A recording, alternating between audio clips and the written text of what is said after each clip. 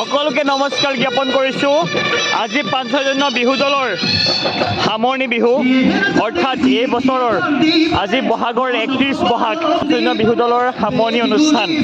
আজি সামৰণি অনুষ্ঠান অৱশ্যে বৰ্তমান জেঠৰ ১ তাৰিখ আজি, কাৰণ বৰ্তমান ৩ বাজি পাৰ হৈছে। এয়া ফ্ৰেণ্ডশ্বিপ ক্লাবৰ সুন্দৰ আয়োজন আৰু আপোনালোকে দেখিব পাইছে এয়া ফ্ৰেণ্ডশ্বিপ ক্লাবৰ জখলাবন্ধা ষ্টেডিয়ামত বিহু উদযাপন কৰি থকা হৈছে। ইয়াত সকলো ফ্ৰেণ্ডশ্বিপ ক্লাবৰ সদস্যই সুন্দৰভাৱে নাচি আছে। এয়া আচলতে আনন্দ, এয়া ফূৰ্তি, এয়াই হৈছে বাপুতি সাহোন ৰঙালী বিহু। এয়া ৰঙালী বিহুক আমি জীয়াই ৰাখিব লাগিব। এয়াই হৈছে অসমীয়া আৰু বাপুতি সাহোন ৰঙালী বিহুটিক ৫জন বিহুকালে এনেকৈ জীয়াই ৰাখিছোঁ। এয়া বিশ্ব আঞ্চলিকৰ বিহু, এয়া আমাৰ অন্তৰীপ হাজৰিকা সুন্দৰভাৱে বিহু প্ৰদৰ্শন। এয়া আমাৰ কলীয়া টকা বজাই আছে। কলীয়া জুই কলীয়া সকলোৱে সুন্দৰভাৱে ৫জন বিহু বহুত দেখালোঁ। ইয়াৰ পিছত এয়া বিশ্ব আঞ্চলিক বিহুৱা, এয়া আমাৰ লাটু আজি বিহুৱা নহয় দেই, কিন্তু বহুত ধুনীয়া। এয়া আমাৰ অন্তৰীপ হাজৰিকা চুম, বহুত সুন্দৰ, বঢ়িয়া। কলীয়াটো জুই, কলীয়া পেপু আজি পাব।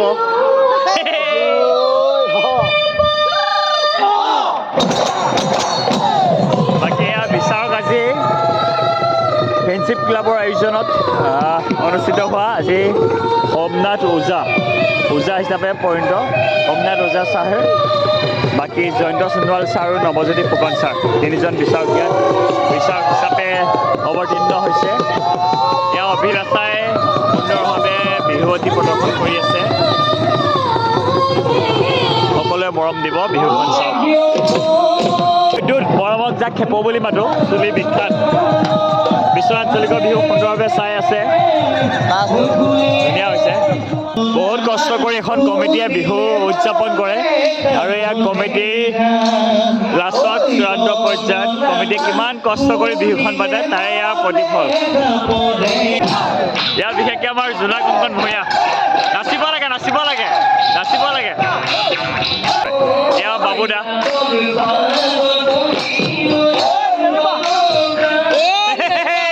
এটা ব্লগ বনি আছে দেই। এইবাৰ অসমৰ চবতকৈ শ্ৰেষ্ঠ, প্ৰতি বছৰ এবাৰ বুলিয়ে নহয়, শ্ৰেষ্ঠ বিহুৱতী যোনে কিতাপ অৰ্জন কৰিছে। কেনেকুৱা নহয় আমাৰ আজি বিহু ফ্ৰেণ্ডশ্বিপ ক্লাবত ৰঙালী বিহু আৰু যোনে ফূৰ্তি কৰিছোঁ এণ্ডিং টাইমত আৰু শেহতীয়াকৈ ৰঙালী বিহুৰ জ্ঞাপন কৰিলোঁ। বহুত বহুত ধন্যবাদ।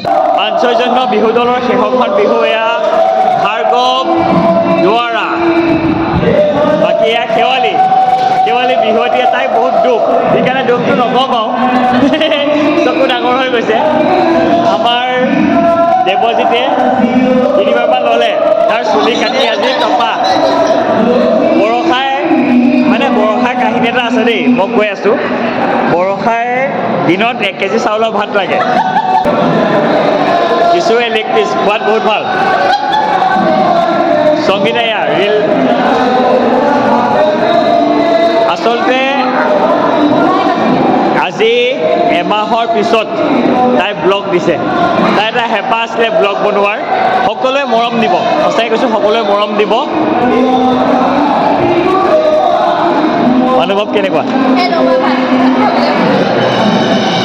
ভাত খাবলৈ মন নগ'লে, মাছ খাবলৈ আহিছিলোঁ, মাছেই নাপালোঁ। এতিয়া মন মি দেই, আঞ্জল হাজৰিকাক ফুল খালি। নমস্কাৰ। আমাৰ সুমন, চবতকৈ আমাৰ বেছিকৈ ভাত খোৱা ছোৱালীজনী এইজনী দিদি। স্বাস্থ্যই কয় তাই 1 কেজি চাউলৰ ভাত লাগে সদায় গাড়ী ৰখালে মাত্ৰ খাওঁ দেখুৱাই দিয়া। চুম চবতকৈ বেছিকৈ ভাত খায় আৰু ভাত খায় মানেহে পিছৰখন নকওঁ আৰু এইটোৱে। সকলোকে নমস্কাৰ জনাইছোঁ ৫জন বিহু দলৰ তৰফৰ পৰা। আজি আমি বৰ্তমান উপস্থিত আছোঁ আজি ৩১ বহাগৰ শেষখন বিহু জখলাবন্ধাত ফ্ৰেণ্ডশ্বিপ ক্লাবৰ দ্বাৰা আয়োজিত। আজি সেইখন বিহুত অসমৰ ওজা হিচাপে খ্যাত সোমনাথ ওজা ছাৰ আমাৰ ইয়াত বিচাৰক হিচাপে উপস্থিত আছে। তেখেতৰ পুত্ৰ তেখেতৰ লগত আহিছে, কিন্তু এবাৰ ব্যক্তিখন দেখাবলৈ অনুৰোধ কৰিছোঁ অকণমান অনুকৰণ কৰিব লগতহে আহিছে এখেত বিচাৰক নহয় এখেতৰ দেউতাক বিচাৰক অৰ্থাৎ আমাৰ ছাৰ সোমনাথ ছাৰ বিচাৰক কিন্তু এজন বিদেশ ছাৰৰ লগত আহিছে কিমান মাৰ্জিতভাৱে আহিছে অসমীয়া বাপুতি সাহোনটোক কেনেধৰণে জীয়াই ৰাখিছে আমি পাঞ্চজন্যৰ বিহু দলৰ তৰফৰ পৰা শেহতীয়াকৈ ৰঙালী বিহুৰ শুভেচ্ছা জ্ঞাপন কৰিছোঁ লগতে ইমান সুন্দৰ এটা নাম পাঞ্চজন্য মানে ভগৱান শ্ৰীকৃষ্ণৰ শংখটো পঞ্চমুখী আৰু মহাভাৰতৰ যুদ্ধ আৰম্ভণি হওক বা যুদ্ধ বিৰামৰ সময়তে এইটো মানে বিজয় ধ্বনি দিবৰ কাৰণে তেখেতে ব্যৱহাৰ কৰিছে জয়ধ্বনি বিজয় ধ্বনি আৰু ইমান এটা সুন্দৰ নাম আৰু ইমান সুন্দৰ বিহুৱতী তোমালোকে আৰু বহুত কষ্ট কৰি তোমালোকে ইয়াত আজি এই একমাহ জুৰি তোমালোকে পূৰা অসম ভ্ৰমণ কৰি পেলাই বহুত কষ্টৰে তোমালোকে বিহু মাৰিলা ক'ৰবাত পুৰস্কাৰ পাইছা ক'ৰবাত পোৱা নাই সেইটোক লৈ তোমালোকে দুখ নকৰিবা কাৰণ জীৱনত লিখি শিকিব লাগে আৰু ঠেকি শিকিব লাগে চ' এইবিলাক সৰু সুৰা ঠেকা খাবাই ষ্ট্ৰাগল হ'বই লাগে আমাৰ যোনে ভিডিঅ' কৰিছে সংগীতা গোহাঁই ইয়াত নতুনকৈ এটা চেনেল নতুন নহয় আচলতে পুৰণা চেনেল সংগীতা গোহাঁই ইউটিউব চেনেলটোৰ নাম হয় এই চেনেলটো সকলোৱে লাইক কৰিব ছাবস্ক্ৰাইব কৰিব আৰু নতুন